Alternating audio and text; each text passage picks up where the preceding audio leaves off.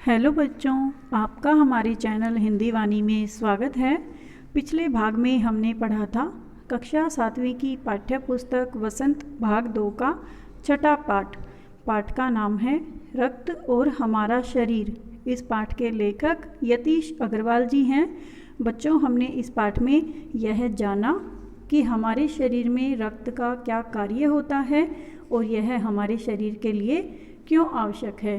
हम इसे अपने शरीर में एक संतुलित मात्रा में किस प्रकार से बनाकर रख सकते हैं और अपने शरीर का किस तरह से ध्यान रख सकते हैं। आइए आज हम इस भाग में इस पाठ से लिए गए अभ्यास के प्रश्नोत्तर पढ़ें।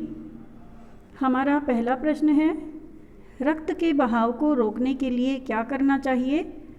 उत्तर है, रक्त के बहाव को रोकने के लिए उस स्थान को कसकर एक साफ कपड़े से बांध देना चाहिए ताकि दबाव पड़ने से रक्त का बहना कम हो जाए। फिर घायल व्यक्ति को जल्दी ही डॉक्टर के पास ले जाना चाहिए। यदि हमारे शरीर से किसी चोट लग जाने के कारण रक्त का बहाव लगातार होता रहता है तो हमारे शरीर में रक्त की कमी हो जाती है, जिसके कारण उस व्यक्ति की मृत्यु भी हो सकती है। हमारा दूसरा प्रश्न है, खून को भानुमति का पिटारा क्यों कहा जाता है।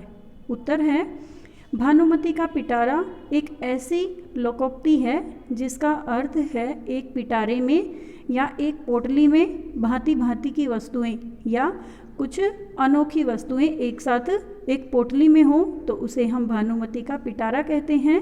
इसी प्रकार से खून को भानुमति का पिटारा कहा गया है क्योंकि यदि सूक्ष्मदर्शी से खून की एक बूंद को जांचा जाए तो उसमें लाखों की संख्या में लाल रक्त कण मौजूद होते हैं जिनकी हम कल्पना भी नहीं कर सकते।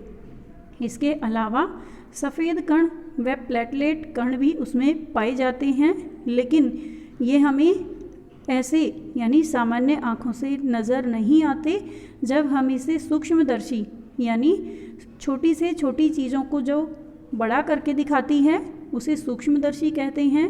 जब हम सूक्ष्मदर्शी की सहायता से खून की एक बूंद को ध्यान से देखते हैं, उसे जांचते हैं, तो उसमें हमें दिखाई देता है कि लाखों की संख्या में लाल लाल रक्तकण मौजूद हैं और इसके अलावा उस रक्त में सफ़ेद कण व प्लेटलेट कण भी उसमें पाए जाते हैं।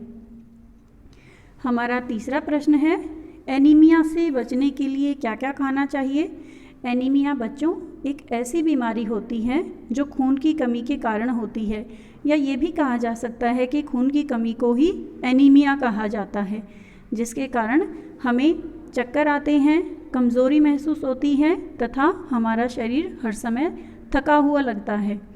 उत्तर है, एनीमिया से बचने के लिए हमें पौष्टिक भोजन का सेवन करना चाहिए। पौष्टिक जो हमारे शरीर के लिए बहुत लाभदायक होता है और संतुलित भी। मसलन हरी सब्जी, फल, दूध, अंडा और मांस का प्रयोग करना चाहिए।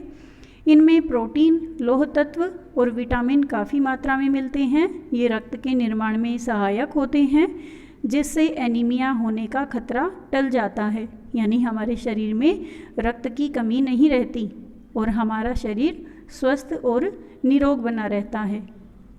हमारा चौथा प्रश्न है, पेट में कीड़े क्यों हो जाते हैं, इनसे कैसे बचा जा सकता है। उत्तर है, पेट में कीड़े दूषित जल और खाद्य पदार्थों द्वारा शरीर में प्रवेश करते हैं, अतः इनसे बचने के लिए खाद्य पदार्थ ग्रहण करना चाहिए, साफ जल पीना चाहिए और भोजन करने से पहले हाथ अच्छी तरह धोने चाहिए। इसके अलावा नंगे पैर हमें कभी नहीं घूमना चाहिए क्योंकि कुछ कीड़े ऐसे होते हैं जो हमें दिखाई नहीं देते। वो बहुत सूक्ष्म होते हैं, छोटे होते हैं, जिनके अंडों से उत्पन्न लार्वा त्वचा के रास्ते शरीर में प्रवेश करके आंतों में पहुंच जाते हैं। इनसे बचने के लिए ज़रूरी है कि शौचालय का प्रयोग किया जाए और नंगे पाँव न घूमा जाए, यानी हमें अपने शरीर की साफ सफाई का भी ध्यान रखना चाहिए। प्रश्न 5, रक्त के सफ़ेद कणों को वीर सिपाही क्यों कहा गया है। उत्तर है, रक्त के सफ़ेद कणों को वीर सिपाही इसलिए कहा गया है क्योंकि ये हमारे शरीर की रक्षा करते हैं। ये रोग के कीटाणुओं को शरीर में घुसने नहीं देते, उनसे डटकर मुकाबला करते हैं। हमारा छठा प्रश्न है, ब्लड बैंक में रक्तदान से क्या लाभ है? उत्तर है, ब्लड बैंक में दान किए गए रक्त को सुरक्षित रूप में रखा जाता है।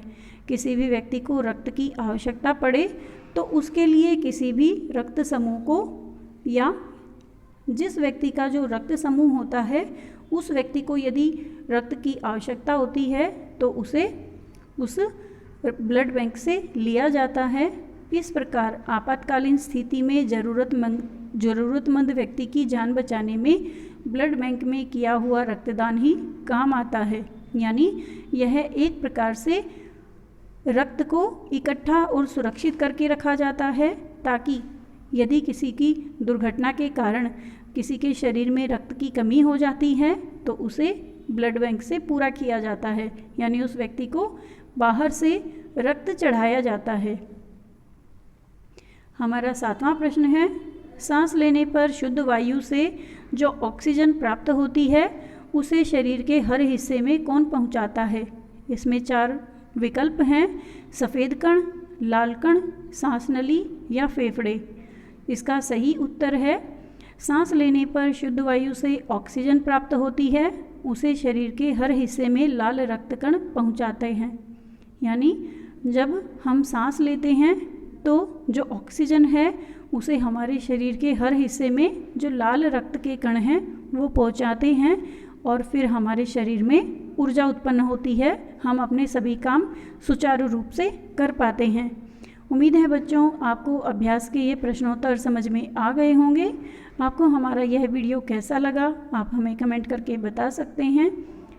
धन्यवाद।